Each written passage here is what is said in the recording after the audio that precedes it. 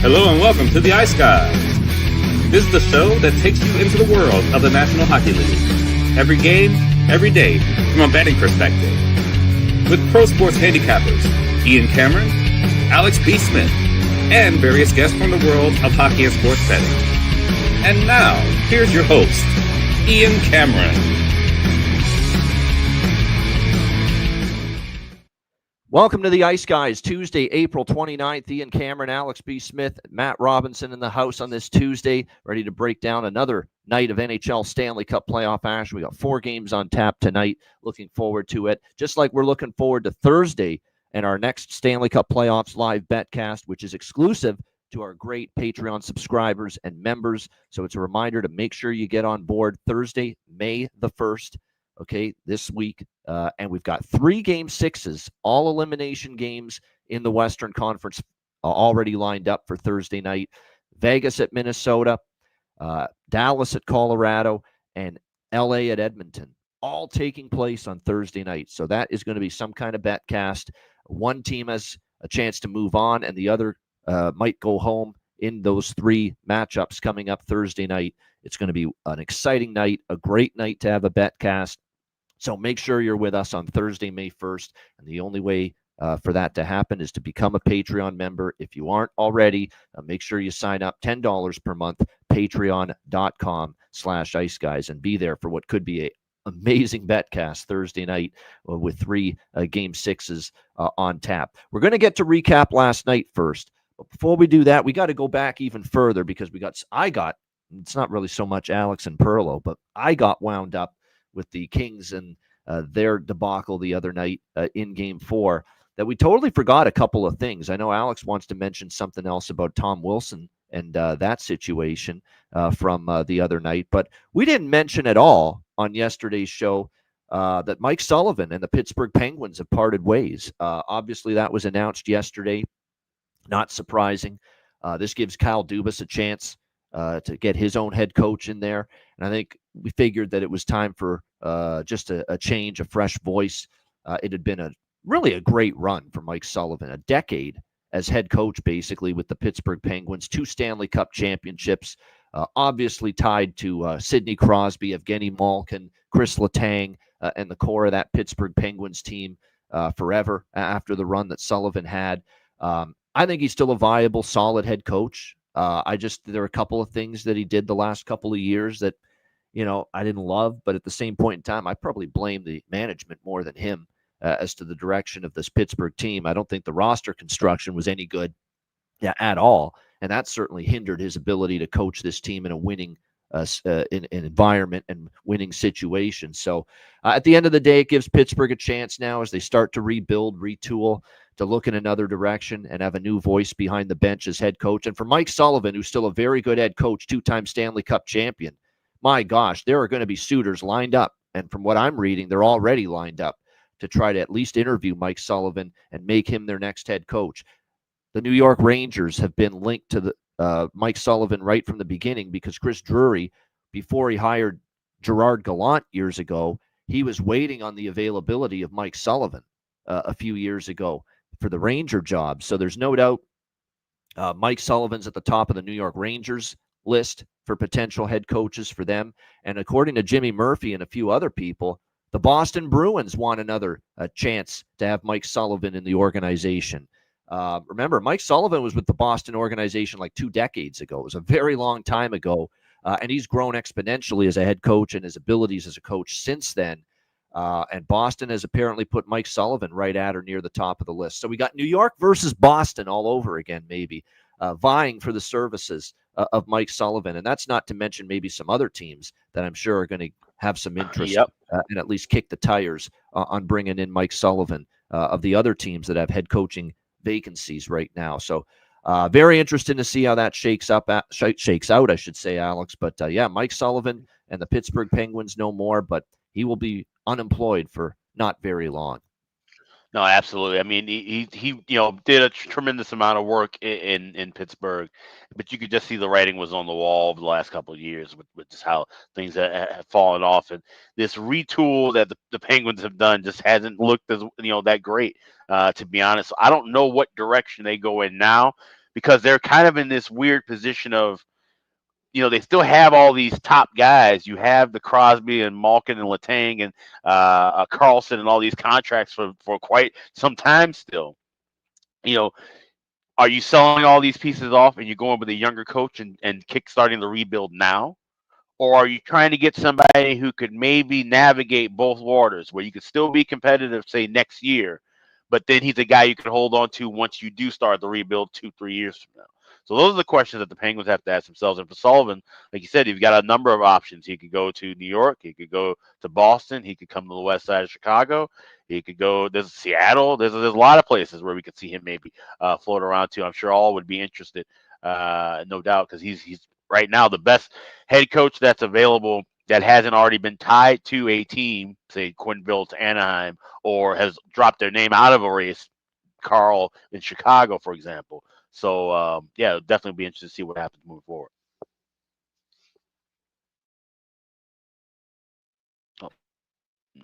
You said, Alex, you wanted to say something too about the Tom Wilson situation. Yeah, We didn't get to it yesterday. Yeah, but I'll get to it when we do the full recap from yesterday, because it ties in with something that happened, or we could just lead in with it now. It kind of ties into what happened in the Tampa Florida game as well with Ekblad. Right. So we can just talk about it a little bit later. We'll save it for then. Matt, your thoughts, Matt, on Mike Sullivan and where he might be, and just how viable Heath is, and how someone will probably be very lucky to have him as their next head coach. Absolutely. Yeah, not a whole lot to add. Obviously, I noticed when that news broke, then, he's the longest tenured coach, and I think Coop is now number 1 or something of that sort, and then Bednar jumped to 2. Yeah. So obviously a guy that can stay somewhere for a long period of time and have success.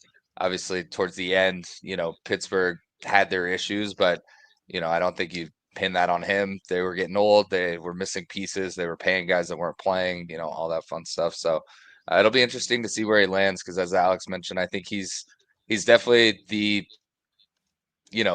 blue chip coach available, has been in the league. Quenneville, obviously a very proven coach, but he's been out of the league for a little bit. He's a guy that, can jump into a new team and kind of hit that reset button. So it'll be interesting to see where he lands. I'm sure it'll be more up to him as opposed to a team, him having to interview super hard for a team. I think, any team would be lucky to have him, especially a team that needs a new coach. So nothing but good things to say about Sullivan. Yep, no doubt. And like I say, I just find it hysterical. It's going to be New York versus Boston again in a different kind of battle, not on the field or on the court or on the ice this time. No, but battling for maybe the services of this head coach here, Mike Sullivan. So New York versus Boston could be happening here all over again. Last night we had 2 games. We had Tampa Bay and Florida. And this was a crazy game. I mean, it was pretty dull in the first period. It was very, very well played defensively on both sides, very tight, not a lot of room to operate, not a lot of time and space available. It was a scoreless opening period. And then sure enough, as soon as that happened, we ran to bet over 1.5 in the second period. It just continues to be spectacular, that trend. Scoreless first periods going over in the second period. It's now 5-0 in the playoffs, by the way, for scoreless first periods going over in the second period. And it opened up, but it opened up in a surprising way. Obviously, we saw a brilliant feed by Brad Marchand. Great win in the corner of the puck. Won a puck battle, did all the dirty work, found Anton Lundell for the 1-0 goal in that game. And then the incident that everyone's probably still talking about, where Aaron Ekblad just drives his forearm right into the kabong, right into the head of Brandon Hagel. And somehow this was not called a penalty. And somehow 2 referees on the ice missed this. What are you looking at exactly? You're there to do your job. You're there to look at what is happening in the play on the ice. The puck was right there. What are the 2 referees possibly looking at in that situation? Were you staring up at the sky? You daydreaming about your summer vacation or your next golf game? You playing tiddlywinks? What's the scoop? How the hell has 2 referees that are paid to do their job and oversee what's going on the ice, nobody picks up that Aaron Ekblad rams his forehead right into Brandon Hagel? How is that missed? I'm shocked by that. I'm actually not, because it happens a lot. but I continuously am surprised at how these blatant infractions, get missed on the ice. It's just hysterical. What causes that? How did two referees not see it at the same time when the puck's right there? The play is going on right there where that hit happened, and yet nobody saw it. It goes on without a penalty. John Cooper is rightfully pissed off on the bench, and then it's like it galvanized Tampa for a minute, because not long after that hit, Hagel leaves the game. There's no penalty. Bang, bang, 2 goals in a row in 11 seconds for Tampa Bay to turn the 1-0 deficit into a 2-1 lead. And the reaction that went viral of Cooper to the go-ahead goal, the one that was 11 seconds after the tying goal, is just epic. He goes, yeah, fuck right off. That's how the fuck you do it. Yeah. I mean, that's almost like a fuck you refs, fuck you Florida, fuck you Ekblad for knocking one of our best players out there. That was all that emotion and anger and vitriol and rage coming out in John Cooper in one moment with those back-to-back goals. It was just what a moment that was. And of course, the camera caught it. It's been played over and over again the last, 12 hours since the game ended. But Tampa looked like they were in good shape. They had wrestled momentum away, a 2-1 lead in that game, but Florida's never out of a game. And of course, we saw what happened in the third period. Tampa, it's almost like eerie, spooky. It's like Halloween in April, that Tampa scores goals 11 seconds apart. Florida, in the third period, to tie it 2-2 and then go up 3-2, score those 2 goals 11 seconds apart. The exact same time between goals. Just spooky that happened. But what an answer by the Florida Panthers. What we're going to have to start thinking about doing in some of these live betting situations? If some guy knocks someone out of the game, it's a suspect moment, or he's a villain. It becomes a villain. Knocked out Hagel. The Lightning are pissed off, and the guy stays in the game. We're going to have to start betting a live goal scorer prop for this guy. It's happened twice. Remember Wilson on Carrier, and Wilson scores the empty netter against Montreal when everyone was livid about the hit that he laid on Alexander Carrier. Same damn shit last night. Ekblad knocks out Hagel, should have been penalized. And, of course, Aaron Ekblad scores the tying goal in the third period, 2-2.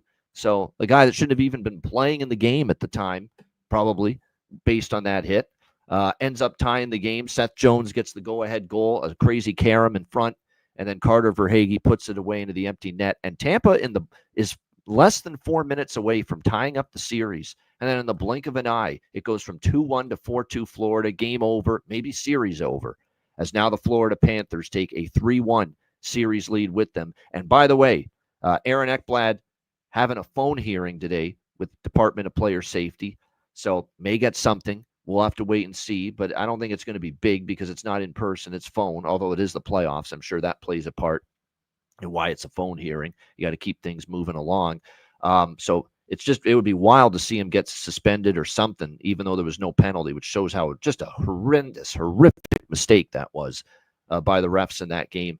So we'll wait and see what the decision is on Aaron Ekblad's status. But we do know Brandon Hagel's status, guys, for Game 5, and he's already been ruled out. He will not play for the Tampa Bay Lightning in what is now a must-win, backs against the wall, facing elimination. Game 5, back home at Amalie Arena tomorrow night for the Tampa Bay Lightning. Alex, we'll start there with this game. Your thoughts on last night? Yeah, I mean, this is just become now the series that we were waiting for. It's funny, like I said, how brutal the first 2 games were in the series, but to now finally see this intensity and the back and forth pace, it was just a lot of fun. I said, this is one of those games where, okay, even if you don't have a fight in the dog as far as a bet's concerned or it's a team you're rooting for, it's just good fucking hockey, good playoff hockey. And now, like I said, the event in question with Aaron Ekblad, I've watched this clip 100 times, and it's funny, like I said, I didn't get to talk about Tom Wilson the other day, but I watched that clip about 100 times too. And those 2 hits look very, very similar. And if you look at the angles that are shown, especially the angle with Ekblad on Hagel, that front kind of curved angle that they showed basically on the replay most of the times on ESPN, it's pretty much a forearm right to the shoulder that's pushing him down. You see with Tom Wilson, that hit, he's leading with the forearm.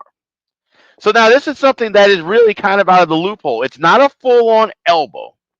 and it's a target directed toward the head but hitting the shoulder, you're still getting the same kind of impact as if a guy was hitting you full on in the shoulder. There's no way you can just move your neck out of the way and move the rest of keep your upper body out of harm's way.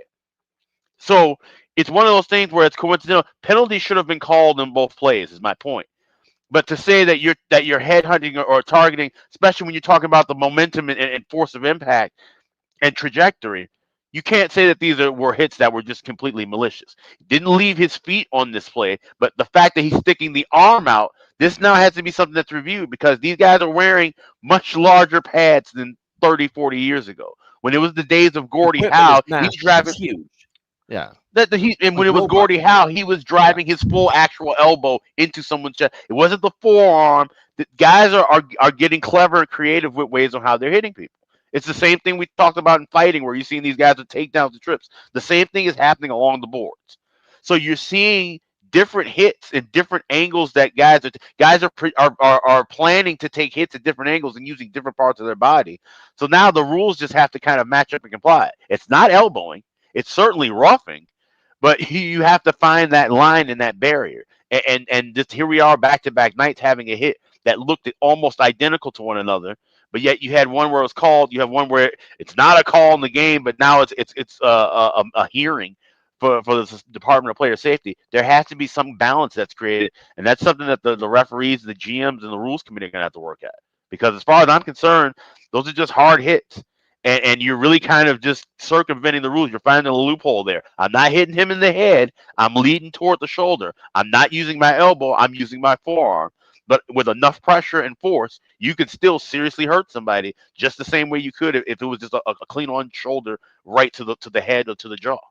So that's the thing. It's just there are loopholes to it, and these players are finding it, and we have to adjust accordingly. We can't lose our cool over it. And I get where the fans are obviously, like I said, if you're Tampa Bay in that spot or that hit, you could have easily folded up. They didn't. They came back, scored twice in 11 seconds. If you're playing the game, you deal with all the other shit afterward. But when you're playing the game, and you know, it's great on Tampa Bay, great on Minnesota the other day with that call with Hurdle in the front of net. They come back and answer back the goals. You're not going to be able to win a war with the referees bitching about it for 40 minutes. You got to get back on the ice, play the fucking game, and score the goals. That's how you get back at that in the moment. So great on Tampa Bay for being able to do that. And then Florida coming right back to answer as well. It just shows how this series definitely has life now. Yeah. And you know, we're going to continue to see more of this rough play. We're going to continue to see hits that look questionably dangerous. And then when you slow it down and watch from different frames and different angles, they actually end up being somewhat cleaner hits within the current rules we have. Yeah, I mean it's like I said, and I applaud Cooper for saying I'm almost sick of answering questions about all of this stuff, and it's true. It's just there's gray areas. There's people that think, yeah, if this was 1985, there should be nothing wrong with that, and then there's the people that are, it's 2025. You can't even allow what looks like a pretty hard, vicious but clean hit like that, and we're just going back and forth with what's legal and what's not, what's acceptable and what's not, and it's tiresome, you know, to have to answer the same fucking questions every day about all of these hits. Matt, your thoughts on Florida getting a big win in Game 4 in the Battle of Florida? Yeah, I think it was a pretty good game. Exciting to watch for sure with kind of the back and forth. Obviously, the hit. Don't have too much to add. You know, you guys broke it down pretty well, especially regarding the hits. But yeah, I mean, crazy. You know, I watched the game. Florida scores first. I'm like, oh, great. You know, they're going to roll them. And then boom, Tampa scores two quick ones. They're back on top. You know, things are looking good. And then down the stretch, they gave up those three in the third. So definitely a bummer if you're a Tampa Bay fan. I think the redeeming factor is that Game 5 is in Tampa. You know, you're going home. Maybe you get that win at home and then get some momentum going into Game 6. I don't think the series is over, but I think it's getting pretty close. You know, it's going to be tough to beat the Florida Panthers in 3 straight games.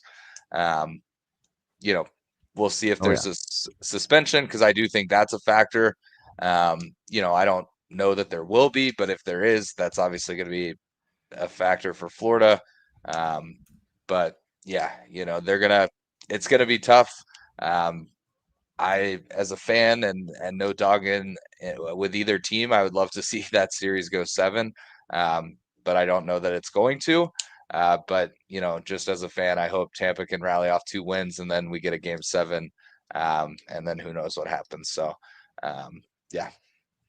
Yeah, exactly. We'll wait to see if any disciplines handed out on Aaron Ekblad regarding last night. But regardless, at the end of the day, you don't have Brandon Hagel, but you can't mope and you can't pout and you can't just, you've got to just dig down and find a way to win a hockey game tomorrow night, because it is now facing elimination for the Tampa Bay Lightning tomorrow night against Florida. And then the second game last night, tell you what, they have shown in these playoffs that they've got a lot of heart, a lot of guts, a lot of gumption, a lot of ability to just, turn the page and find ways.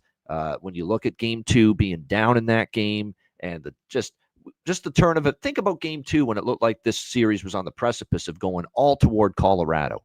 They won game 1. Game 2, the game was tied in the second, but Dallas had this extended 2-man advantage and they wasted it. They didn't do anything with it. Logan O'Connor scored to make it 3-2 late second period. And we're thinking, wow, this is but one period away from being 2-0 Avs. And Dallas got off the mat. They tied it. They won in overtime. Game 3, everyone excited about Gabe Landeskog's return. Dallas thwarted that. They played a real solid road game, and they ended up taking a 2-1 series lead. Game 4, Colorado punched back hard. They dominated, and Dallas, wobbly again, and people questioning Dallas again after that, because it was worse than 4-0 if you watch that game, as far as just the level, the dominance, the puck possession time, the shots on goal, scoring chances, all of that. I mean, it was all Colorado, and it could have been worse if not for Jake Ottinger, especially in the first 2 periods, was terrific, even though they lost that game in Colorado in game 4. And people starting to, as Colorado found their mojo back, they're maybe about to take control of this series again as it shifts to Dallas for game 5. And here's those Stars once again responding and getting off the mat after a bad game 4. It jumped out to a quick first period lead. 9 seconds in. I mean, that was big. I don't think anyone anticipated them scoring 9 seconds into the game, but that was big to get it early, and especially Wyatt Johnston, who, let's be real, he hasn't had the series that we saw from him in the playoffs last year for Dallas so far. But for him to get a goal early like that, big confidence boost.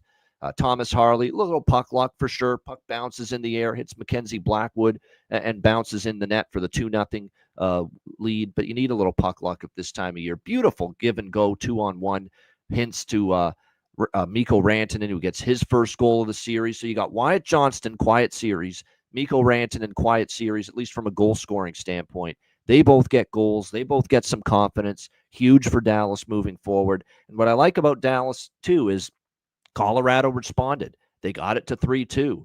And, Building got a little bit nervous there at the American Airlines Center for a bit. But then they responded again. Another power play goal. What a nice pass from Duchesne to Wyatt for his second goal of the night. And then, of course, Marchment on the tip made it 5-2 at the end of the second, and that pretty much put it away to the point where Jared Bednar did what Peter DeBoer did in Game 4. I'm going to give my goalie a rest. This game's out of reach. We'll sit Blackwood for the third period and put Scott Wedgwood in, who actually had a pretty solid third period in relief for Colorado in net. But Dallas gets a very impressive 6-2 win. They were ready from the get-go. They clearly were able to park how bad, and it was truly ugly, how bad and ugly that game was in Denver in Game 4.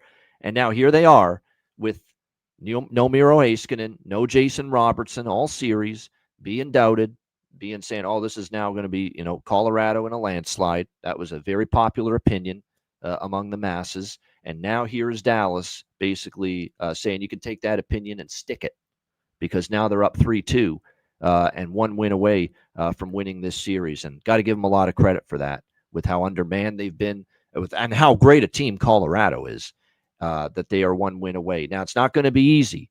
This Colorado team knows Dallas ended their season last year, and they ended it in Game 6 in Denver last year in overtime. So don't put it past Dallas to finish this off Thursday night in Denver. Not going to be easy. I expect a massive response from the Avs with their backs against the wall, facing elimination.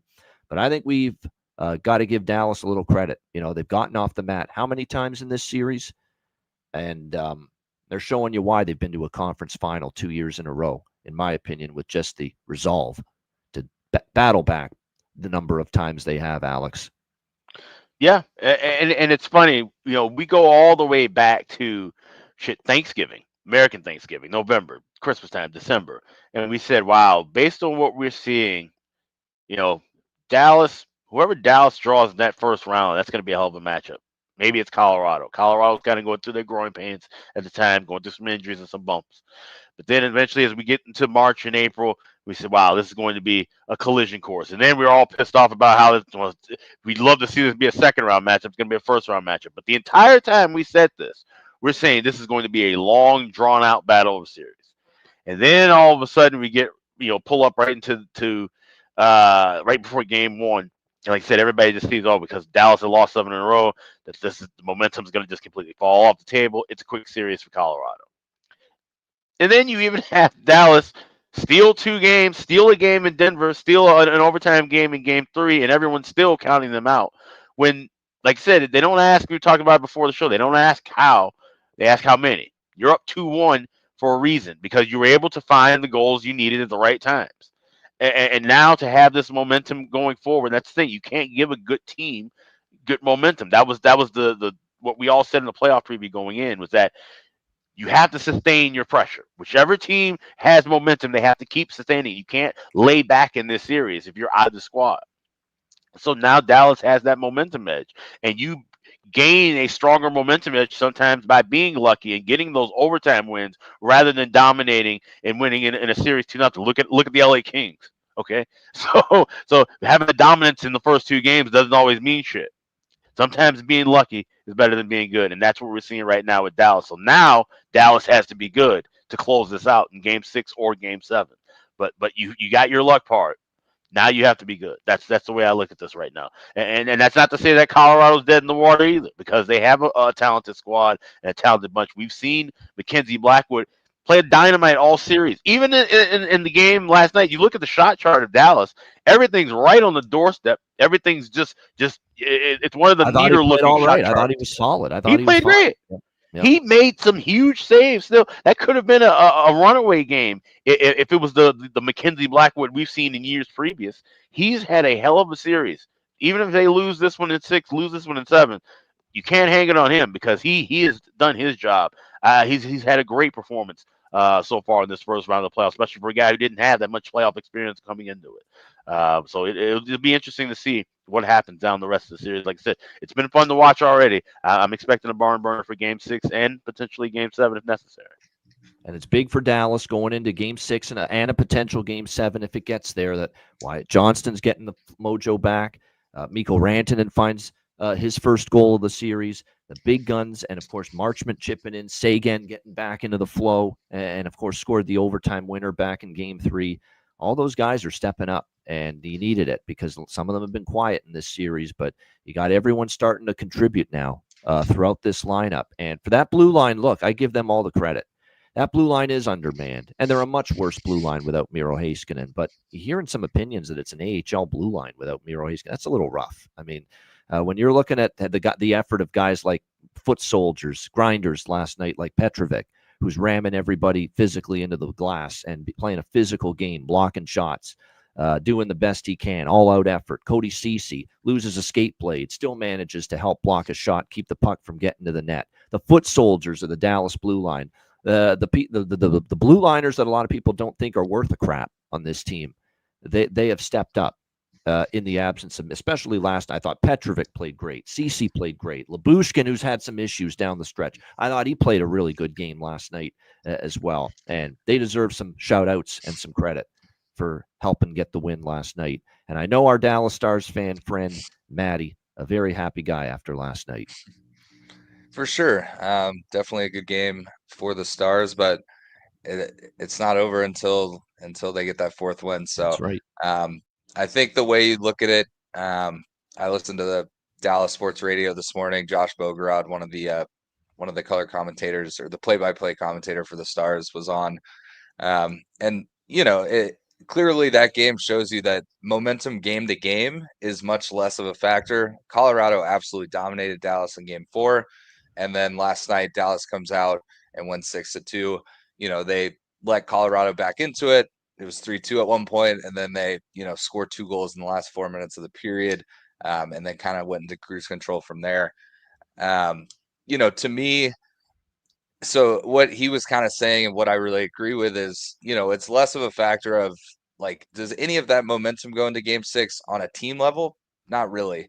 Does individual momentum, do guys like Mikko Rantanen, do guys like Wyatt Johnston, they come out, have a great game. Mikko had a couple points, finally gets that first goal against his old team.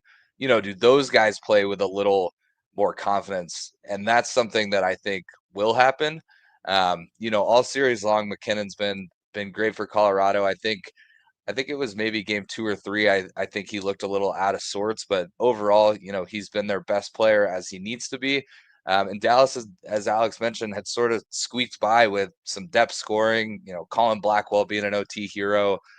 Sagan's looked good. Ben's looked good, but they were missing 4 of their top 5 scorers with the absence of Robertson. Had 1 goal coming into this to the game last night, and that was Rupe on the power play. But to see Wyatt score 9 seconds in and kind of put a fuck you to the Dallas has only been up for 62 seconds in the series.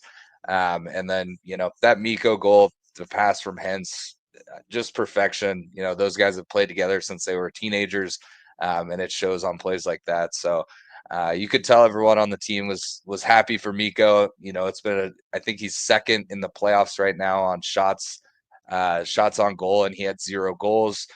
So that one's got to feel good for sure. And then he did have a couple chances on the power play later in the game as well, I think in the third period. So overall, a great game for Dallas. It puts them in a position to have an opportunity to close it out in 6, to give Miro that additional rest, to get ready for round 2. All sorts of things you can look at. Do I think, they're locked up, going to win game 6? Absolutely not. I think it's going to be a battle. And Pete DeBoer said after the game, that Avs team you saw in game 4, I expect the exact same Avs team to be out there in game 6. Did Dallas, put their best foot forward in game 4? Absolutely not. But they're going to expect the Avalanche to come out swinging with their backs against the wall. They don't want their summer to start on Friday morning. And so, if Dallas is going to have a chance to close it out, they're going to have to play as good as they played last night, if not better. So the one thing is Ian, we were talking about it a little bit before the game, is Jake Ottinger in games 5 through 7 is traditionally, almost a different goalie. And it's not to say he's a slack goalie in games 1 through 4, but just statistically speaking, when it's later in the series, he made a comment after the game last night. He's like, I just want to win this in 6 so I can, get to bed a little earlier. Maybe in round 2, we get a little earlier start time. So he's an old soul. He's, he's in his early 20s, but he acts like he's 40. So, I expect a good game out of him. And that's the big question mark. Can Blackwood respond? He was great for Colorado in the first 4 games of the series. Even with those 2 losses in overtime, he has not been the negative factor, as Alex mentioned. But it's tough. He's never been in the playoffs. He's off to this hot run. He gets a shutout, and then boom, he gets pulled in his next start. Can he bounce back and put his best foot forward?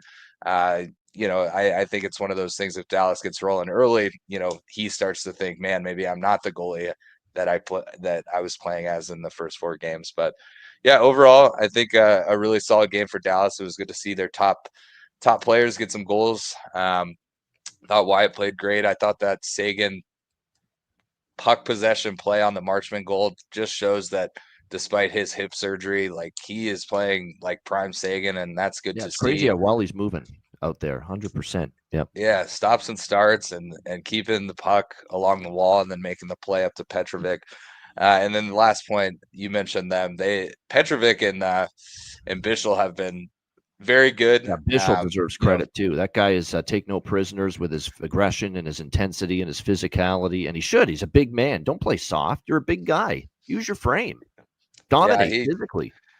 He had a cool video at the end of the game. Up on the Jumbotron, kind of getting the fans going. He's 20 years old, but he's a fan favorite. Kind of gives Darian Hatcher vibes a little bit just with the way he plays. So, and yeah, to your point, the other D have really stepped up. I didn't have a lot of hope for CC and Labushkin against the Colorado team, but I think, neither has been a big issue for Dallas. So it will be interesting to see who comes out if and when Miro's ready to go, because I think every defenseman in that lineup has made a case that they deserve to be playing in the playoffs. So still a long road ahead. Got to get that next win to get to round 2, and looking forward to Thursday night's game. That's right. Tom Petty said it. Long, long road. It is a long road still. Yeah. And there's a lot of, and I guarantee you Colorado is not going to go away quietly and have their season end 2 years in a row at home by the same team, the Dallas Stars, on home ice. So game 6, it's going to be hell of an effort from Colorado. Will it be enough to extend the series to game 7 is the question. We're going to extend the show to tonight's action here on the Tuesday card, and we will begin with the Battle of Ontario, game 5, and the Toronto Maple Leafs looking to finish off the Ottawa Senators. Toronto minus 160, home favorites, 5.5 the total here in this game. The Leafs obviously, I thought, played maybe their best game of the series in game 4, but that's the one they lost here in this series. So we'll see how it plays out. But definitely, I think when you look at Toronto, there's not really much to criticize, even though they lost that game. Again, in the third period, Ottawa didn't get many scoring chances, not many shots on goal. And obviously, they ended up getting the one from Perron on the deflection, one that the Leafs were able to answer and tie it up. But like I said, for Toronto, this is where you're supposed to learn from the struggles of the past, the collapses of the past. You have a chance to end the series, do it. Now, the elephant in the room is the 1-12 record that the Leafs have in series clinching playoff games, which is horrific. It is beyond bad that they could possibly be 1-12 in their last 13 series clinching games. But those were all Babcock teams, Keefe teams. Those were all different coaches, different times, younger, more inexperienced, Marner and Matthews and Nylander. This is the chance with Berube now, who's a bona fide winner as a head coach and has the Stanley Cup to prove it, where it's supposed to be different. And this is a spot to end it. I think they will. I would actually not mind taking a shot with Ottawa had I not bet Leafs in 6 before the series started. I've got Leafs in 6, so there's no reason for me to bet Ottawa here, because that's essentially Ottawa wins, I get to 6, and then we can go from there and with it. But 1-12 is just, it's really bad, but I feel it's got a chance to end tonight. I do like the Leafs to score in the first period here. That angle, of course, the loser of the previous game, which continues to cash here moving forward. This is an elimination game, so I'm automatically grabbing 2 bets in every elimination game we're going to talk about tonight and moving forward. 3, in fact. As I'm jumping on the Alex train with what he's talked about in some of these games as well. Over 5.5, full game, just full game, because we want the third period on our side. A pregame third period over 2, because it's an elimination game, and we know how strong those elimination game overs have been in the third period. An empty net goal, which you can get at plus price. I think that makes a lot of sense. It's something to look at now in these elimination games, because especially if Ottawa's the team trailing late in the third, extended empty net time, because often coaches will pull the goalie a little bit earlier when they're facing their season being done and have to maybe spend a little more time with the extra attacker, or at least give their team a little extra time with the extra attacker. So that's the pregame approach. Leafs to get a goal in the first, over 5.5, third period over 2, and an empty net goal at plus money. And anything else we do during this game will be in game. Alex, Battle of Ontario, game 5. So we've had our system plays throughout the year, so we got something fun here, and I kind of came up with this on the fly today. It's something that we've looked at, like I said, throughout the playoffs already, and trends that we've had in previous years. I'm calling it the elimination bundle. I'm taking a unit, and I'm splitting it amongst 4 bets. Empty net goal, I got yes, plus 115. Maple Leafs to score the empty net goal, plus 245. Sens Leafs third period over 2, minus $1.10. And then for a little bit of extra gusto, because how many times do we see if it's 4-2, a team will go and pull that goalie again, especially in an elimination spot. I'm going Sens Leafs third period over 2.5, plus 155. All 4 bets available at BetMGM. that's going to be something I'm going to start doing now for these elimination games. I'll be doing this for another game later on tonight. Exactly. There you go. I like it. There we go. And of course, the other elimination game is the other East game that we have, Carolina, New Jersey, which we'll get to in just a moment. Matt, what do you think here? Ottawa, Toronto, Game 5. I'm gonna lean Toronto in this one. I wouldn't be that surprised if Ottawa finds a way to, extend the series. But I think this Toronto team, it is Toronto. That series, would be a reason for Ottawa extending the series. Yeah. And I did see it. To be honest, if you think Ottawa's winning this game, don't take them plus 140. Take them to win the series in 7 at plus 850. Yeah. There you go. I'm not going to do that. I'm not saying that that's my bet. But if you like Ottawa to win this game and then go back and win in Ottawa and then close it out in 7, plus 850 is a pretty good price. But I think Toronto gets it done tonight. I think, we sort of talked about it games 1, 2, especially their games in Toronto. They just sort of look like, okay, we fucked up for 7 years in a row in these playoff series. Like this year, we're doing it a little different. Will they win the Stanley Cup? I don't know, but will they get through the first round? It seems like they're built and have that maturity to kind of get through this first round. So, you add guys like Chris Tanev, that's a big piece in these playoff rounds. So I think Toronto gets it done. I don't know if I'm going to lay minus 160. I absolutely love that elimination bundle by Alex, so I'll probably jump on that with him. But yeah, not a lot. This is a game I'm going to watch. I love watching any elimination game, but don't really have a feel for sides or totals. I lean over because I do think, Toronto's going to want to come out hot and close it out. Ottawa's going to come out and they want to score the first goal so that they get some confidence rolling. So I could see first period full game overs in this one, but this will definitely be one exciting to watch. So if you're into block shot props, and I actually bet one in this game, we got to look at someone that's gone over 1.5 blocked shots in 4 straight games. Benny! That's his nickname, by the way, Benny. Simone Benoit for the Toronto Maple Leafs. Benny and the Leafs! Yeah, Simone Benoit for the Toronto Maple Leafs. Over 1.5 blocked shots. It's hard to do that Elton John falsetto voice, but that's another story. Over you got to go from the gut with that. Yeah, minus 135. It's great value, actually, to only lay minus 135 over 1.5 blocks for Simone Benoit. There you go. 4 straight, he's gone over that. So basically, all 4 games in this series, he's gone over 1.5 block shots. So there you go. I think that's worth a look. Point props. Hungry Nyes, 1 goal from you and Matthew Nyes, obviously. Point prop, goal prop, no question about it. Jake Sanderson, back-to-back games with points for Ottawa from the blue line. So those guys have reasonable prices as far as their props tonight in this game. Jonathan, funny. I saw that. Tavares actually has gone over 2.5 shots in 2 straight games. And there's another song reference, me and Bobby McMahon. No. Bobby McMahon for the Toronto Maple Leafs, over 1.5 shots on goal. He's been snake bit offensively, but he's still firing the puck. He's gone over his shot prop in 2 straight games for the Toronto Maple Leafs. So there's something to keep in mind. Oh, and Brady Tkachuk as well. Him to get a point, like I said, 3 straight games. So goal, assist, shots on goal makes sense for Brady Tkachuk too. He's the captain. They're facing elimination. So those are all some props that I'm interested in here tonight in this one. All right, and by the way, still all Mark and Stolars, no changes in net. Unlike this game, New Jersey and Carolina, with Carolina looking to finish off the New Jersey Devils. Carolina minus 280, home favorites. Lenovo Center in Raleigh, North Kakalaki, 5.5 the total here in this game. Carolina up in the series by a score of 3-1. Look at this New Jersey blue line. Just look at it. Look at how decimated. It was already decimated because they're still without Brendan Dillon. They're still without Luke Hughes. And they didn't have Johnny Kovacevic in Game 4 as well in the 5-2 loss to the Hurricanes. Well, guess who showed up on the injury report now on that blue line? Brett Pesce, who is a game-time decision tonight due to an injury sustained last game, undisclosed.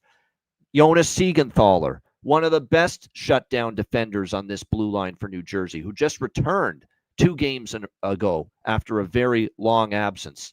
He had a setback with his lower body injury situation, and he may not go tonight. He's also a game-time decision for the New Jersey Devils. what the hell are you going to do on this blue line? You're already down Dylan, Hughes, Kovacevic, and now a Pesce and or Siegenthaler may not go either. That's too much to overcome, in my opinion. You know, you've already got Nemec and Chalowski in there. Your other options are Colton White, Seamus Casey, Topias Wieland, who's a Finnish defenseman prospect. I don't think he's played a lick in the NHL to this point.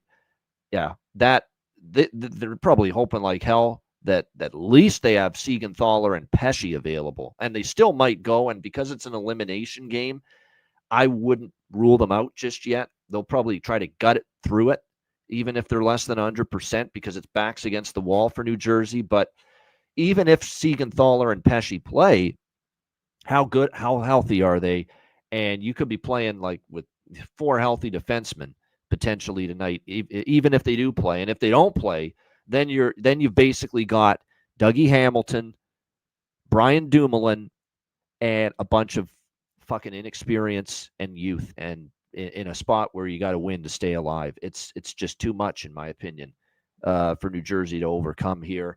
Now, I guess the one thing you'd be, optimistic about for New Jersey is Freddie Anderson was playing very well before he got injured. We'll give him that. He was having a pretty solid series, and Game 4 in particular, before he got Game 3, he played very well, even though that's the game New Jersey won. Game 4, he got off to a solid start, but the injury happened. That's Freddie Anderson's career in a nutshell. He just a little bump, and it wasn't hard contact, and all of a sudden he's out. And in comes Pyotr Kochetkov. And look, Kochetkov, here's the thing you're optimistic about if New Jersey, if you have any chance to maybe extend this series. Kochetkov didn't play well down the stretch, and there's still some question marks there. And he hasn't played a ton in the playoffs. But after giving up the quick goal to Meyer in Game 4 after entering the game for Freddie, I thought he played pretty well after that, Kochetkov. So something to build on for him as Pyotr Kochetkov gets this start in a potential closeout game for the Carolina Hurricanes on home ice. Whatever New Jersey's best punch is, it's probably coming early, and we know the angle's been strong, so we're going to obviously take New Jersey to score in the first period in this game, which is actually something that they have done a lot recently. Game 2, they scored a goal in the first period of that game.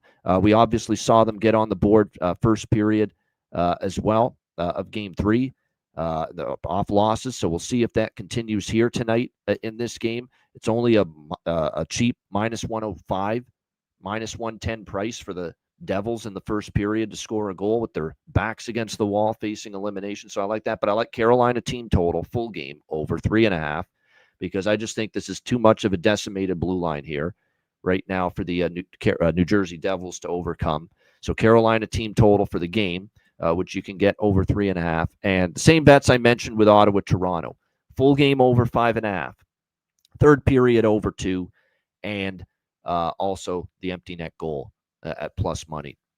With this also being a potential elimination game. Alex, your thoughts here, Devils Hurricanes Game 5. Well, so you mentioned the decimated Devils blue line, and you also talked about how there's no Frederik Andersen. That's going to be Pyotr Kochetkov. Now, you hope Pyotr Kochetkov is going to be all right and ready to play, because the guys behind him are quite dicey. The third string goalie who was actually available in the last game, and who's the third guy now, is skating. Spencer Martin's been called up, by the way. Right. I should. Spencer Martin's been called up. Right. Spencer Martin's been called up. He will be the backup. Your third goalie in any instance would be Ruslan Kazhaev, who I got to watch early in the year with the Chicago Wolves, and he was fucking dreadful. He had a 5-13 record. He looks like a goalie fresh out of water. Like, he's someone you definitely don't want to throw into this situation. So if Kochetkov, hopefully he's sturdy, looks good. Spencer Martin actually looks pretty good in the AHL later on in the year. So those are going to be your two guys kind of moving forward, because we don't know what, with Freddie Anderson, his injury history and the type of injury, who knows how long he could be out. Carolina advances in the series. So just a note moving forward, kind of the way I'm looking at it. And those are things I have reflected in the goalie charts when I update those in a couple of days on Patreon as well. But as far as this game, I like 7 plays here. I'm going with New Jersey, first period, team total over, half at even money. I like both teams to score in the first period at plus 200, and you can get the first period over 1.5 right now, even money. And then we're splitting up a unit again and going back with the elimination package. An empty net goal. Carolina to get the empty net goal, and then third period over 2, third period over 2.5. I got minus 105 for that third period over 2, plus 165 for the over 2.5. We go. I like it. The only thing I'm not doing that Alex is with the third period bets is the specific team to score the empty net goal, Right. which I don't blame him for. It's great value. I just played a little safer with just asking for one empty net goal, regardless of who scores it. But I don't blame. Go for the value, especially if the team that's trying to do the eliminating, obviously, which in this case is the Carolina Hurricanes. Here's another live betting strategy for these games too. Let's say this game's 3-2 Carolina, 8 minutes to go in the third period. Take a shot live betting Carolina team total over, because you know you're going to get a chance for, and maybe even an alt team total if they're still offered. Yep. You could get 1 or 2 empty net goals from Carolina, because you know New Jersey's pulling over and over again with their season on the line and no tomorrow. So that is another thing to keep in mind from a live betting strategy perspective. Live team total overs midway through the third period, just past the midway mark. If a team's up by 1 or 2 goals and that team that's leading is looking to finish off the opponent and win the series, it's a potential really strong live betting strategy, because they could tack on those empty net goals with the other team just, backs against the wall, needing to pull the goalie oftentimes earlier. Something to really look for and maybe cash in and capitalize on. Matt, what do you think here? New Jersey, Carolina. For sure, I'm feeling Carolina in this one. I'm not going to lay minus 280 though, but I think they get it done tonight. New Jersey's just too banged up on the back end. It's in Carolina. That arena has been rocking in this series, so I expect this one to end tonight. Could New Jersey pull it out and go back to Newark? They need a Markstrom Vezina type performance, and he's capable of it, but that's what it would take. It would need him stealing a game, I think, for it to happen, which actually goes part and parcel with, I think, I haven't bet it, but I'm probably going to, Markstrom over saves. I think he's going to get peppered tonight, especially if this blue line is, if they're without Siegenthaler and Pesce too. Markstrom's facing 30, 40 shots tonight, easily, in my opinion. Maybe not easily with 40, but easily 30 he's going to face tonight. Remember, Carolina's a high shot volume team as well. Yeah, I like that look as well, because, again, Markstrom's going to have to play lights out, and I think the other key is New Jersey's going to have to score a power play goal at some point if they want to keep this series going. So could that happen? Of course. But I think Carolina gets it done tonight. But for me, it's just going to be a simple over trifecta. First period, both teams to score, and a full game over at 5.5. I think, Carolina, if they come out rolling, they could get to 5 or 6 goals on their own. But if New Jersey can chip in, score one in the first, maybe get 1 or 2 the rest of the way, I think it sails over this 5.5. So that'll be my main plays on this one. Yeah, as far as props for me, I like Svechnikov, goal assist, or the point prop. He's gotten it in 2 straight. Jarvis and Aho, 3 straight with a point. So you could go goal and assist to break it up, since the point prop's probably a little too expensive. If I'm going to look at anyone for New Jersey, I'm going to stick to mostly Meyer and especially the captain, Nico Hischier, because Nico Hischier is the one guy that's gotten it done here. 2 straight games with a point for him, the captain of the Devils, and 2 straight games with a goal for Nico Hischier as well. And you would expect he's going to bring one heck of an effort, win or lose tonight. The captain is going to certainly do everything he can to try to extend this series. Great points by Jonathan about Brian Dumoulin. 2 straight games over 1.5 shots, and it's a reasonable price, minus 140. And he's had 9 in the last 2 games. Slavin's gone over 1.5 blocks in 2 straight games for the Hurricanes. Dougie Hamilton has gone over 1.5 blocks, 2 straight games for New Jersey. Siegenthaler as well, but Siegenthaler may not play tonight, so we'll have to wait on that. And yes, Martinook for Carolina had said, even in the games he did not get a goal or get a point, he was buzzing around and had chances. So Martinook is just one of those players where you bet either a goal assist prop or point prop every game, you're probably going to end up being profitable, especially the goal prop because of the prices you're getting. And at home, I think there's a chance we might see some magic from Martinook magic in the playoffs, something that he's been able to do quite a bit. Jackson Blake, goal assist or point as well. I wouldn't talk anyone out of that here tonight as well. So, again, another game where there's some good prop betting opportunities. All right, next up, we've got Minnesota and Vegas. As we move out west, Vegas minus 240, home favorites. Total in this game, 5.5, shaded to the over. This series is tied at 2 games apiece. Minnesota's got to feel pretty good, actually, even though they lost game 4 in overtime, that here we are, best of 3 against this Vegas Golden Knights team. And they should come into this game thinking, you know what? We won game 2 in this building at T-Mobile Arena, and we absolutely jumped on Vegas early in that game as well, and then basically led wire to wire in that 5-2 win in game 2. And even in the 4-2 loss here at T-Mobile Arena back in game 1 for Minnesota, they didn't play that bad in that game. I thought they played pretty solid overall. I think the big surprise in this story was I didn't have this series necessarily pegged to be over Palooza, but 4 straight overs in this series, full game, and 4 straight overs to the first period. So it's a 4-0 first period over, 4-0 full game over run that we have seen so far in this series between the Wild and the Golden Knights. So if it ain't broke, don't fix it. I'm definitely taking the over by Fecta here with the Wild and the Golden Knights. It's perfect in the series, both first period over and full game over. I'm taking Minnesota to score in the first period. They're the team coming off the loss. Talked about that angle ad nauseum. So it's Minnesota goal in the first period for me here, coming off that overtime defeat at home in game 4. I think they'll come out with great purpose, and kind of like what we saw when they lost game 1 and they played game 2. They were definitely coming after Vegas early in that game in game 2. So the first period, Minnesota to get a goal, minus 125, minus 130, pretty good price with that. Over by Fecta. And I'm going to sprinkle on this Minnesota Wild money line. At this price, I'm going to dabble in it. I mean, plus 200 is what we're seeing at some spots. And I've seen Minnesota play well enough in 4 games of this series that you're paying a tax, in my opinion, for Vegas here at home. Vegas can win at home, no doubt. And they certainly got some of their mojo back, and Jack Eichel did. And some of their big guns did, of course, in game 4 as well. But there is not a time in this series where I watch the flow of the 4 games and say Vegas should be this big a favorite over Minnesota with the way the Wild have played. And still, we'll go back to it.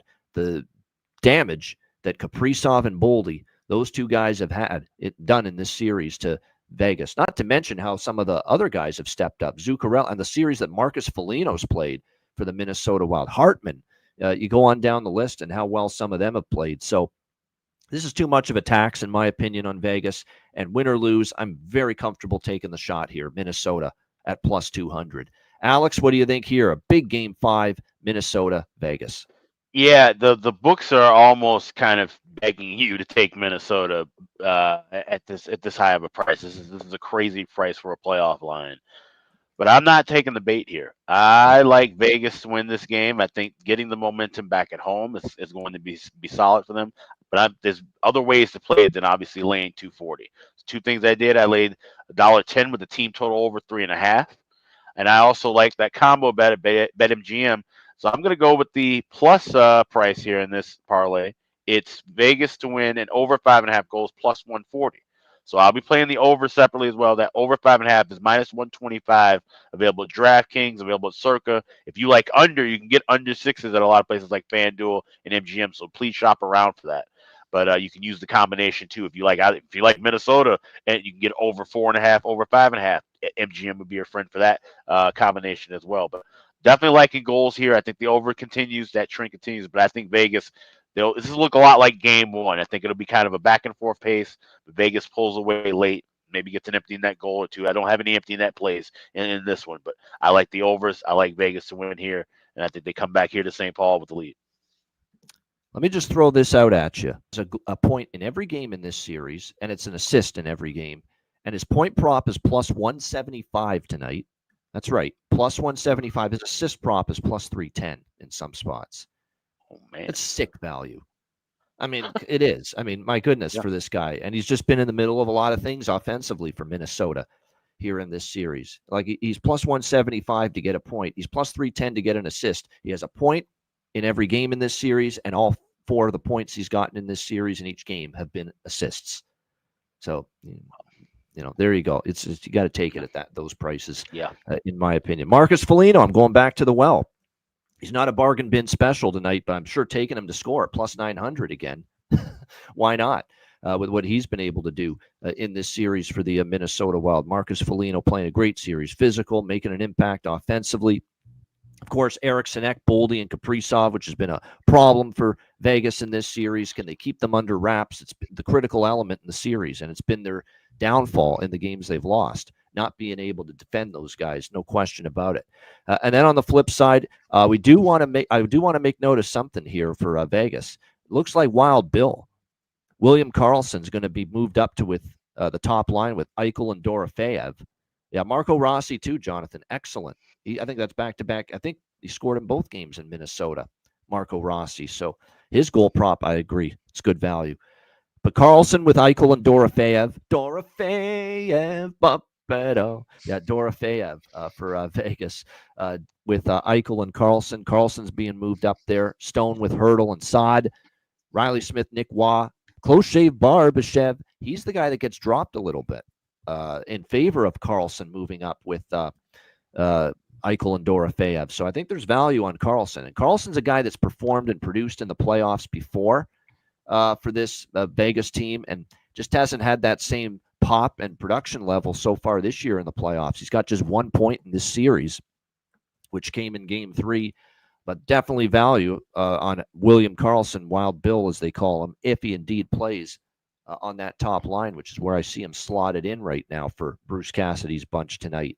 What else? I mentioned it with Hartman. It's great value. Riley Smith actually has a point in back-to-back games. So does Rossi for the Wild. And, of course, Rossi goals in back-to-back games. Foligno with the 3 straight games with a goal. And that's why, to me, the plus 900 is absolutely insane value right there for him. And then we flip it to block shots. Spurgeon.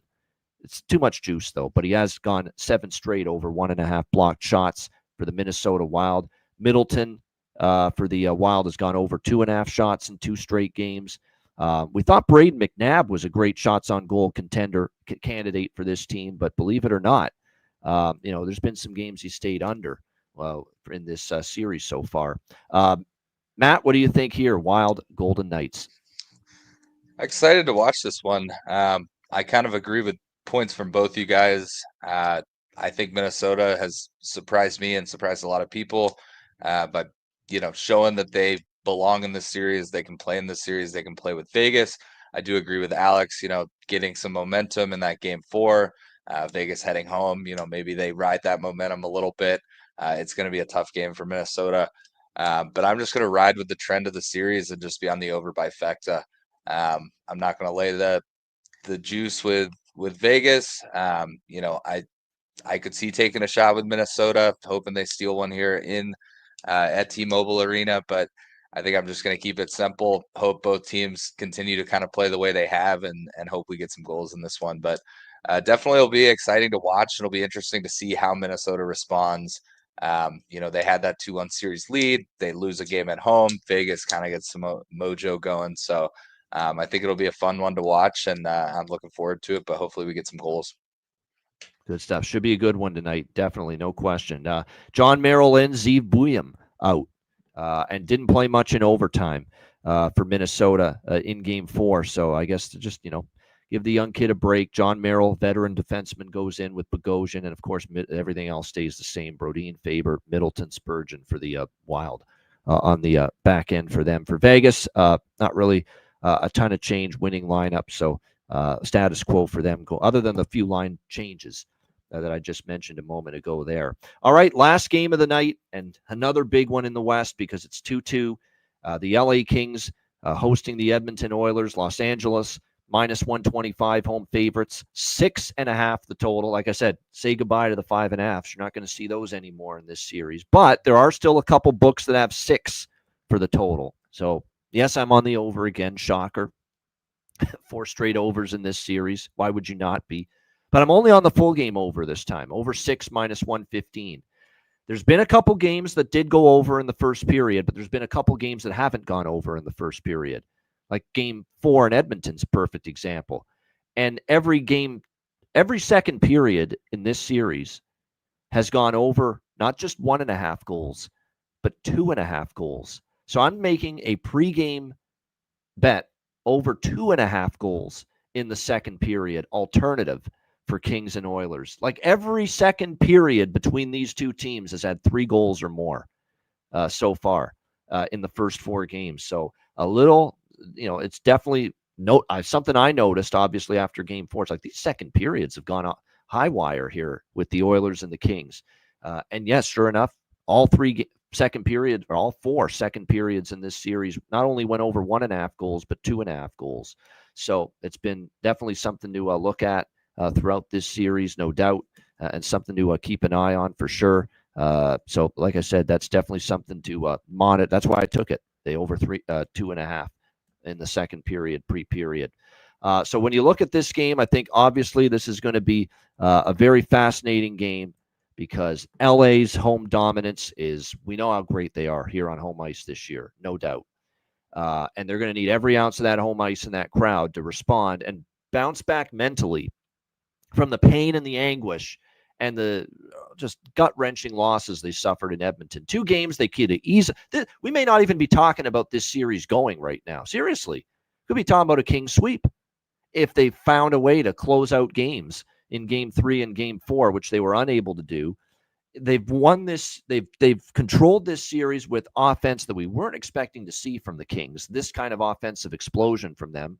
But they have worked over a thin Edmonton blue line, playing without their best defenseman, Matthias Ekholm, and a lot of question marks elsewhere. And they've done it with their offense and their power play, which has been sizzling in this series. And they've done it by being on the front foot and aggressive and pushing the pace and being in the O-zone, not sitting back. That's what got them the leads in game 1 and in game 2 and in game 3. But they sat back in game 1 at home, and it almost cost them. They had to survive that game. Game 3, third period lead, they sat back, shell mode type of play, conservative. They stopped skating. They weren't pressing the issue. They weren't forechecking in the offensive zone in game 3, and they blew that game. And same thing in game 4. And then, of course, to add insult to injury for LA, just the nonsense with the ice time deployment, which I ranted about big time on yesterday's show. If you missed it, from Jim Hiller and this coaching staff, I still can't believe it.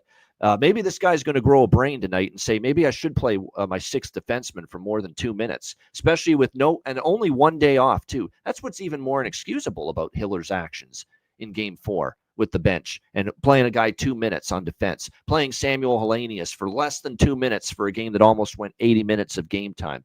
What makes it worse is you're wearing out Drew Doughty in his 30s, Edmondson in his 30s, older players, Kopitar too, he ran him into the ground from an ice time perspective. Older players, when you have 1 day off going into game 5, I'm worried about where the gas tank level is right now for the Kings, for their top guys, because he just plays them so much, and he's given 6th defenseman, 5th defenseman, a 4th line, 1 minute, 2 minutes in these games.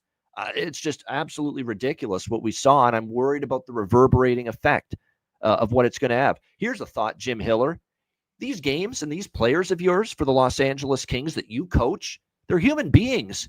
They're not robots. They're not machines, dumb fuck.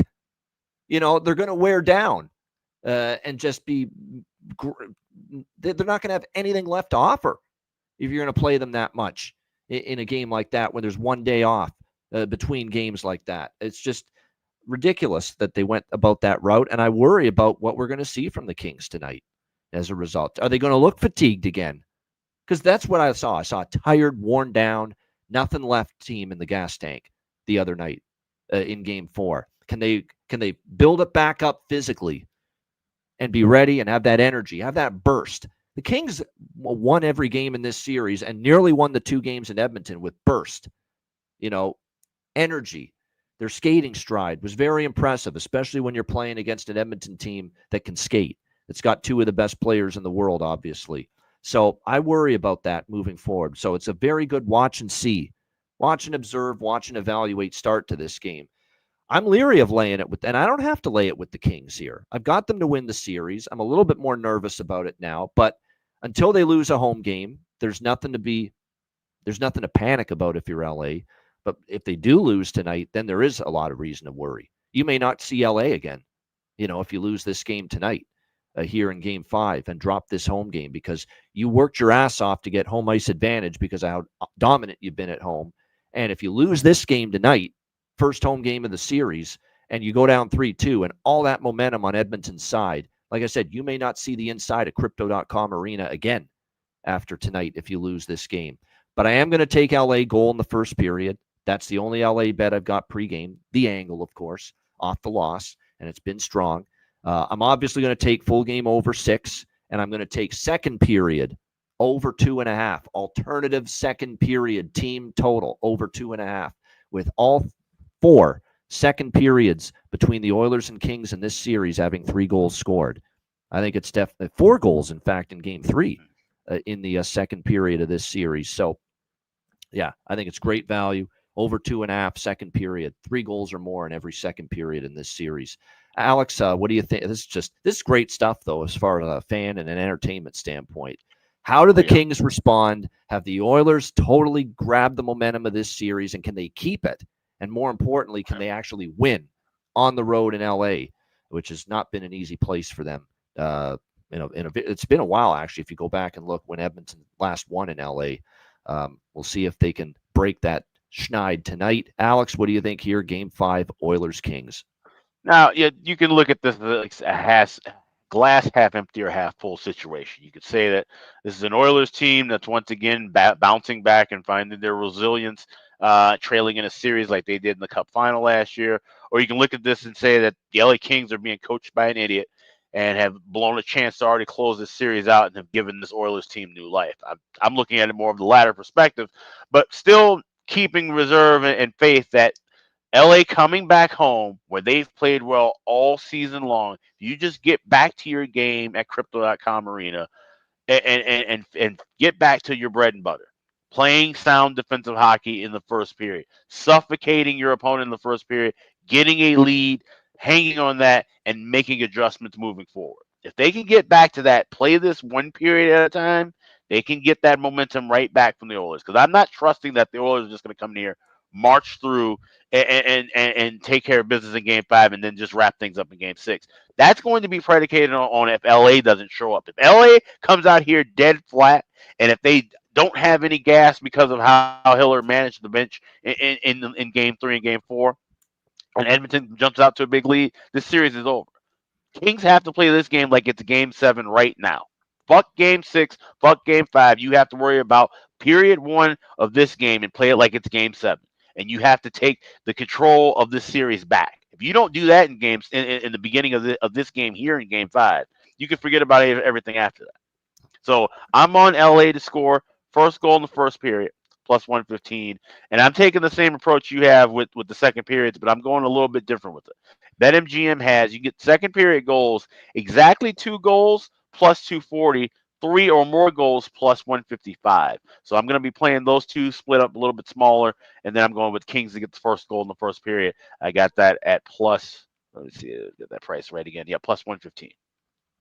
All right, there we go. Good stuff. And I'll tell you right now, I'll get into more props after we hear from Matt regarding his thoughts on this game. But the best prop, now I said this about Bennett last night, and it didn't go well. He finally doesn't get a point for the Florida Panthers last night. But it's been Phil Deneau for LA. I mean, it's just 6 games in a row with a point going back to the regular season, a point in every game in this series, and it's still plus money for him to get a point for this LA Kings team. It's just a great price. He's stepped up his game offensively. Fiala's on a 4-game point streak. Trevor Moore, I think, is a good point prop, as well. Score a goal, too, because 2 of the games in a row he's scored for the LA Kings as well. Trevor Moore, the California kid. Kevin Fiala, goals in back-to-back games. Maybe Bushbaum, which is it's so true with Evan Bouchard. He has given Edmonton Oilers fans the highest of highs and the lowest of lows in this series.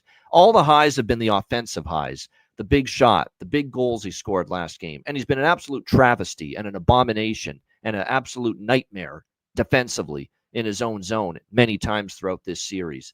It's the roller coaster that is Evan Bouchard right now. You love the offensive side of things with that guy. And the defensive side can just be an absolute travesty. And we've seen the good, the bad, and the ugly from him. But offensively, we know he can get it going. and he does have a goal and points in back-to-back games, so, and good prices. So that's probably worth a look as well for props tonight. Matt, what do you think here? Game 5, Edmonton, LA. I think LA bounces back here.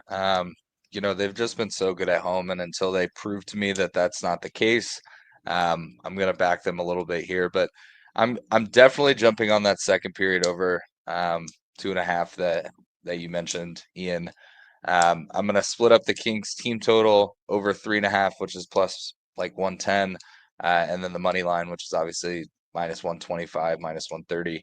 And then I'm going to do a little same game parlay, but I'm going to do it a little differently because I know you mentioned first period overs haven't flown over, but full games have all been over 6.5. So I'm going to do a same game parlay of first period over half. So I just need one goal by either team in the first, and then the full game over 6.5. And on MGM, that's plus 105. So you get a decent plus price on that. So I think LA bounces back. I think to the points both you guys have made, this is sort of a must win for LA. If they lose this game, they might be looking at, I think it would be the 4th year in a row that they get eliminated by Edmonton in the first round. Obviously not something they're hoping to do.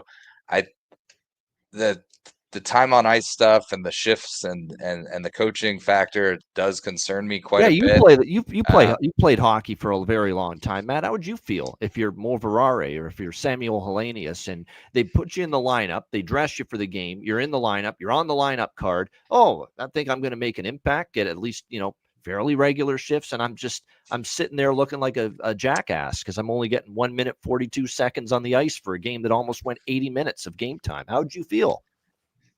It's wild. I mean, I can specifically remember a high school hockey game that we had a kid that was a senior that dressed for a game and didn't get on the ice one shift the entire game, and he left pretty upset after the game. I can imagine those guys are pretty pissed. I mean, I spent some time in the North American League on the 4th line getting irregular shifts, but definitely more than 2 minutes of ice time in a full hockey game. So yeah, I that part concerns me. Do I still think LA is good enough to win this game and probably squeak out this series and at least move on to the second round? Sure, but it does give me some serious concerns about LA in the long run. Pre-playoffs, I didn't really factor that in too hard, and I was looking at their home record. I actually have the Kings in my bracket going pretty far. I don't feel that confident anymore. I think, whether they end up playing, if they do advance in this series, whether they play Minnesota or Vegas, I think they might be in trouble, especially if they're grinding out guys like Doughty for, 40 minutes in a night at his age. He was injured parts of this year. It's that to me is wild. But for tonight specifically, I like LA. We'll see how they come out. I expect them to respond. As I think both of you guys mentioned, if that's not the case, then pack it in. Edmonton's moving on to round 2. So we'll see. I feel good about LA tonight, and then from there we'll reevaluate based on how they play tonight. All right. Matt saying that home ice will prevail once again for the 5th straight time in this series, and LA will get the job done minus 125. And by the way, just last point on this game, blocked shots. The 2 guys that are on consecutive game streaks over their block shots prop. Brett Kulak for Edmonton, over 1.5 at pretty good price, minus 115. And Joel Edmondson for LA has gone over his block shots prop 3 straight games, over 1.5 for him, minus 160 for that. And just one note, too, I'm on the draw in all but one game tonight. The only game I did not bet the draw was Carolina, New Jersey. Every other game, I took a small piece of the draw tonight. Ottawa, Toronto, Vegas, Minnesota, and this Edmonton, LA game. So hoping to cash 1 or 2 anyway for some profit. Shout out to everyone in the chat. Hit the like button. We appreciate it very much. We cannot wait for Thursday night. A lot of these games we talked about on this show today, we're going to see Thursday night in Game 6. So we're looking forward to it. 3 Game 6s on tap Thursday night, May the 1st. Make sure you join us. It's a Patreon exclusive live betcast, which means you must be a Patreon member to join us for that betcast.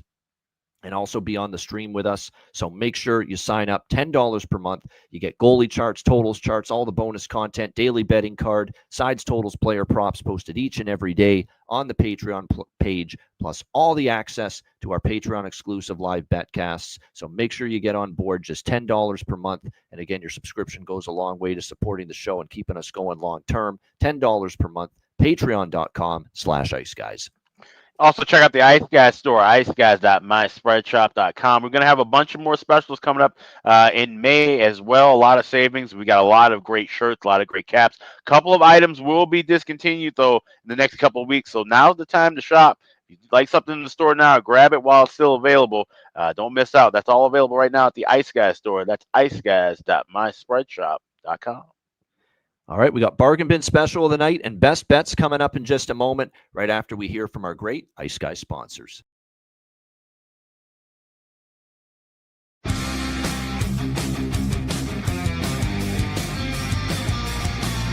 Support for the Ice Guys podcast is provided by Boston Hemp Incorporated,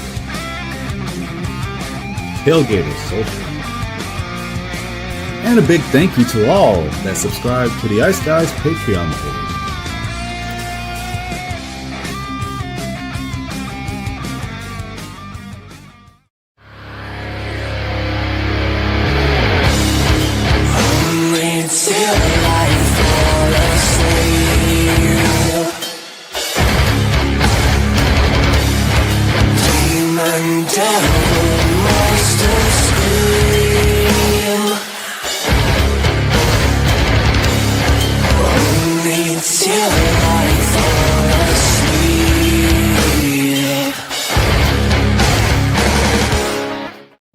Everyone loves a perfect pair. Bacon and eggs. Thunder and lightning. Mario and Luigi. A hot dog with fries. Ian and Alex B. That's right. Everyone loves a perfect pair. So why not pair up your game nights with Boston Hemp? From exotic flower to concentrates and edible products. You'd be hard-pressed to find a better pairing than Boston Hemp and hockey. Check them out today at bostonhempinc.com. That's bostonhempinc.com. Boston Hemp Incorporated, the official smoke sponsor of the Ice Guys. Void where prohibited by law. Not available outside of the United States. Must be 21 or over to obtain products. Check your local regulations to see if Boston Hemp is available in your area. Hey, Alex, have you checked out the latest with the great trading platform Kalshi? Yes, I have. It's been fantastic. This is one of the first and only federally regulated prediction markets in the U.S. And if you're looking for odds for all kinds of different things, not just what we're talking about, the markets in the Stanley Cup, the NBA Finals, you can trade with crypto. You can look for trades within the markets involving entertainment, politics. There's all kinds of different markets you can look from, and you can use the odds over at Kalshi. Time of year to get involved with Kalshi. Certainly if you're a sports fan, Stanley Cup playoffs, NBA playoffs, baseball now underway, with all the different markets to create winning trades. Make sure you're checking out all that Kalshi has to offer. Absolutely. And if you're trading with Kalshi, use the link kalshi.com/iceguys. You trade $100 or more, they will send you $10 back. So it's fantastic to use, like I said, any kind of markets beyond sports. We're talking entertainment, politics, crypto, basically anything you want. So make sure you sign up, kalshi.com/iceguys. Note that it's live on Robinhood and available in all 50 states, making it the first legal place to trade on these kind of events nationwide. Check it out, kalshi.com/iceguys.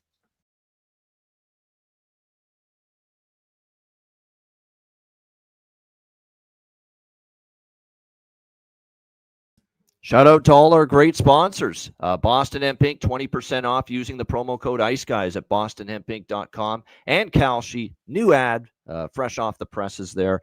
Make sure you check them out. Sports, crypto, entertainment, politics, you name it. You can trade involving it at kalshi.com/iceguys. All right, bargain bin special of the night. We got 4 games on this Tuesday night to choose from. Alex, what do you like for bargain bin special? So we're going to get a little creative here based off of just looking at a couple of trends in this Minnesota-Vegas game. You mentioned the incredible value that you can get on Ryan Hartman to get a point in the contest. I'm looking at plus 164 to be specific at FanDuel. I'm going to combine that with Jack Eichel to get 2 points in the game. That's plus 200 by itself, but when you combine those together, that's plus 568. Ryan Hartman to get 1 point for the Wild, Jack Eichel to get 2 points for Vegas. Combine that in a parlay, a same game parlay at FanDuel for plus 568. That's my bargain bin special for tonight. All right, great stuff. I like it. I like it. Nice creativity there for Alex with his bargain bin special of the night. Matt, what do you like here for bargain bin special? Yeah, I'm gonna take a guy that is on a team that, what we talked about. The coach is not playing everybody equally, but he's on the right side of things. He did get an assist last game.